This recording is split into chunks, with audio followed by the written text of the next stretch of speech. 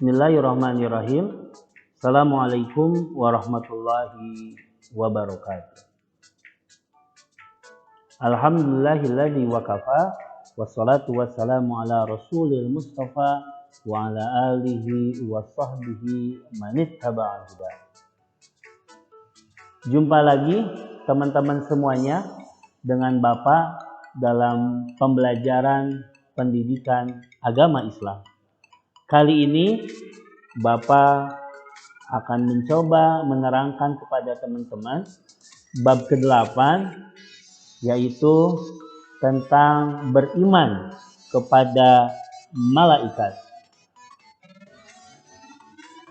Dalam kegiatan kita kali ini, kita akan belajar tentang apa yang dimaksud dengan malaikat, kemudian mengapa kita harus mengimani malaikat, dan bagaimana perilaku kita yang bisa mencerminkan keimanan kita kepada malaikat Allah Subhanahu wa Ta'ala.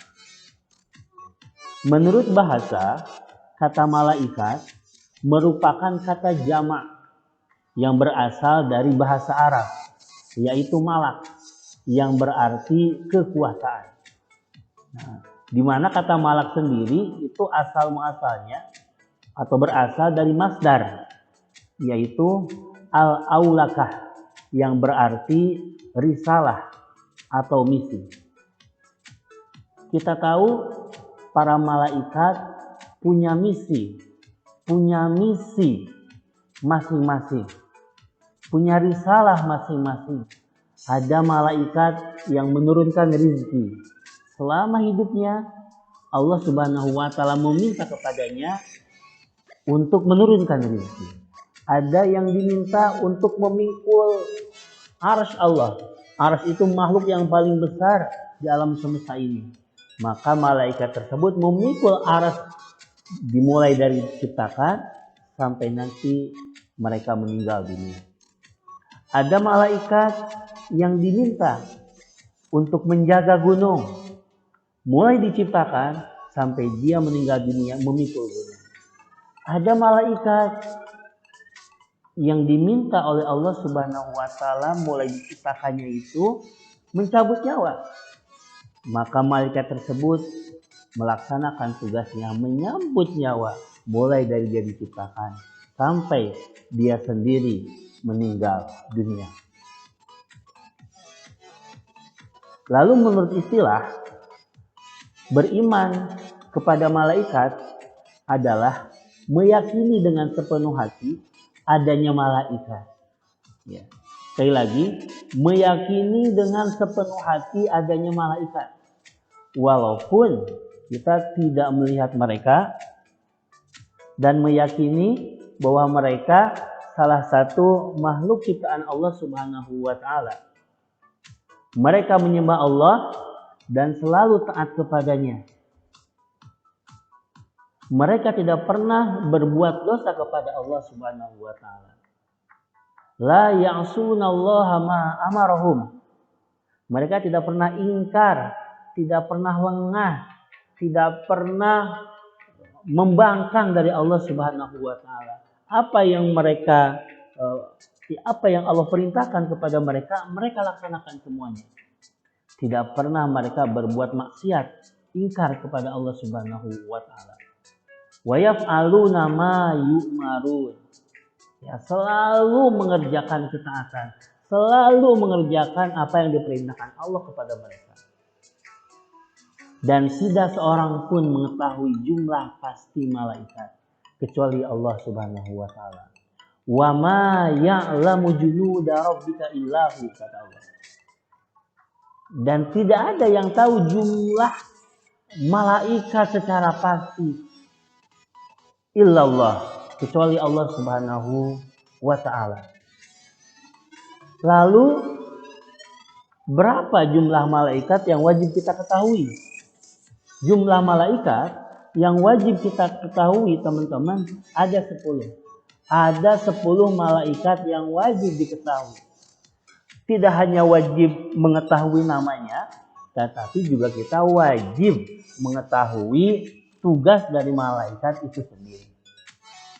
Yang pertama adalah malaikat Jibril, yaitu menyampaikan wahyu ya kepada para rasul, para anbiya, mulai dari Nabi Adam sampai Nabi Muhammad alaihi salatu wasalam. Dan Jibril ini merupakan pimpinan dari para malaikat, komandan dari malaikat. Semua malaikat yang ada di muka bumi ini diatur oleh malaikat Jibril alaihi salatu wasalam. Yang kedua adalah Mikail. Mikail ini tugasnya mengatur pemberian rezeki kepada seluruh makhluk Allah Subhanahu wa taala, termasuk mengatur turunnya hujan, di mana, jam berapa dan lain sebagainya. Ini adalah tugas dari malaikat Jibril. Kemudian yang ketiga ada malaikat Israfil, yaitu tugasnya meniup trompet sangkakala.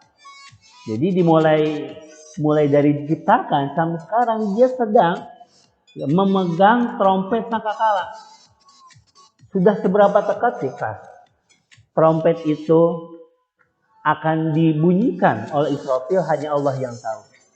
Dan kita wajib mengimani tersebut, bahwa malaikat Israfil ya nanti ketika kiamat akan terjadi, sebelumnya malaikat Israfil akan meniupkan trompet sangkakala ini sehingga terjadi ledakan yang dahsyat di mana-mana dan hancurlah alam semesta ini. Selanjutnya malaikat Israel, yaitu mencabut nyawa. Bukan hanya manusia yang dicabut oleh malaikat Israel. Seluruh makhluk alam semesta ini dicabut nyawanya, termasuk malaikat sendiri, oleh malaikat Israel. Ya, oleh malaikat Israel semuanya dicabut. Lalu oleh siapa malaikat Israel dicabut nyawanya? Oleh Allah Subhanahu wa taala, teman-teman. Subhanallah. Selanjutnya ada malaikat Mungkar dan Nakir, yaitu menanyakan manusia di alam kubur, mau muslim mau mukmin, itu ditanya oleh Mungkar dan Nakir. Apa yang ditanyakan? Man rabbuka, siapa Tuhanmu? Wa ma nabiyuka, siapa nabimu? Dan yang lain sebagainya. Itu akan ditanyakan. Dan pertanyaan ini tidak bisa kita hafalkan, teman-teman. Saya menghafalkan nanti pertanyaan di alam kubur. Sudah hafal siapa nama Tuhanmu, siapa nama nabimu, apa agamamu, kita hafalkan. Tapi kalau kita tidak berbuat amal soleh, lidah kita tetap akan keluh. Maka untuk menghindari dari pertanyaan Mungkar Nakir ini, menghindari agar tidak bisa maksudnya, maka kita harus sering dan harus mau berbuat amal soleh sehingga lidah kita dimudahkan oleh Allah Subhanahu wa taala untuk menjawab semua pertanyaan yang akan dilontarkan oleh malaikat Mungkar dan Nakir. Selanjutnya malaikat Raqib, yaitu malaikat yang tugasnya mencatat amal baik manusia. Ya. Amal baik manusia dicatat oleh malaikat Raqib. Ada hadis yang menyatakan bahwa ketika manusia mempunyai niat kebaikan, maka sudah dicatat oleh malaikat Raqib, teman-teman. Kita mau puasa sunnah, enggak jadi puasanya, itu sudah dicatat satu kebaikan. Apalagi ketika kita melaksanakan sebuah kebaikan tersebut. Selanjutnya adalah Atid, yaitu mencatat amal buruk manusia. Seluruh amalan buruk kita akan dicatat oleh Atid. Raqib Atid selalu mengintai kita, selalu memperhatikan kita, selalu menyimak kita, keberadaan kita di mana, perbuatan kita seperti apa, dicatat oleh Raqib dan Atid. Maka sebaiknya kita laksanakan kegiatan-kegiatan amal soleh yang menyebabkan malaikat Raqib mencatat amal kebaikan kita. Selanjutnya adalah Malik, yaitu menjaga pintu neraka. Malaikat ini merupakan malaikat yang digambarkan wujudnya itu wujud yang bengis, tidak pernah senyum, hitam kelam, ya, berada di dalam neraka, menjaga pintu neraka dan Dialah yang mengeksekusi segala perbuatan amal buruk yang dilakukan oleh para penghuni neraka. Selanjutnya adalah malaikat Ridwan, menjaga pintu surga. Di mana ketika insya Allah kita masuk surga semuanya, amin. Amin. Kita akan disambut dengan baik, disambut dengan hangat, dipersilahkan dengan sebaik-baiknya, dilayani oleh malaikat Ridwan di pintu surga dan di dalam surganya Allah Subhanahu wa taala. Itulah 10 malaikat yang wajib kita ketahui, teman-teman. Selanjutnya, teman-teman semuanya, lalu perilaku beriman kepada malaikat seperti apa yang harus kita lakukan. Yang pertama adalah selalu yakin terhadap kebesaran Allah Subhanahu wa taala. Adanya malaikat merupakan bukti bahwa Allah Subhanahu wa taala berkuasa terhadap segala sesuatu. Sebagaimana firman Allah Subhanahu wa taala, "Innama qauluna li syai'in idza aradnahu an naqula lahu kun fayakun." Sesungguhnya firman kami terhadap suatu, apabila kami menghendakinya, kami hanya mengatakan kepadanya, jadilah, maka jadilah sesuatu tersebut. Ini ada dalam Al-Quran surat An-Nahl ayat 40. Yang kedua adalah senantiasa bersyukur kepada Allah Subhanahu wa taala. Malaikat diciptakan tidak memiliki hawa nafsu, sedangkan manusia dilengkapi dengan akal dan hawa nafsu. Oleh karena itu, kita bersyukur atas kelebihan tersebut. Malaikat tidak pernah makan, tidak pernah minum, bukan laki-laki, bukan perempuan, makanya tidak mempunyai hawa nafsu. Tidak seperti kita, teman-teman, yang mempunyai hawa nafsu, yang makan, yang minum, bisa merasakan nikmatnya makanan, nikmatnya minuman, mana yang manis, mana yang pahit, mana yang segar, mana yang tidak. Itu sebuah kenikmatan dari Allah Subhanahu wa taala.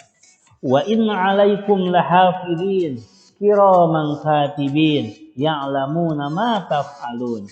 Dan sesungguhnya bagi kamu ada malaikat-malaikat yang mengawasi atas pekerjaanmu, yang mulia di sisi Allah dan yang mencatat amal perbuatanmu.